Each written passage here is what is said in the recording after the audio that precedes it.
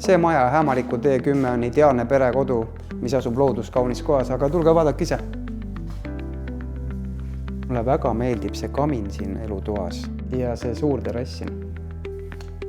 Ja see puuküttega saun on siin super. Ja selle juurde kuulub terrassi nurk koos tünnisaunaga.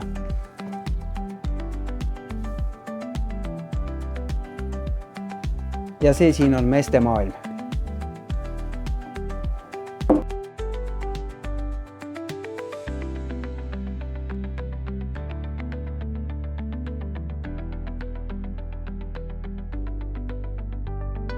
Teisel korrusel on meil siin 3 magamistuba ja vannituba.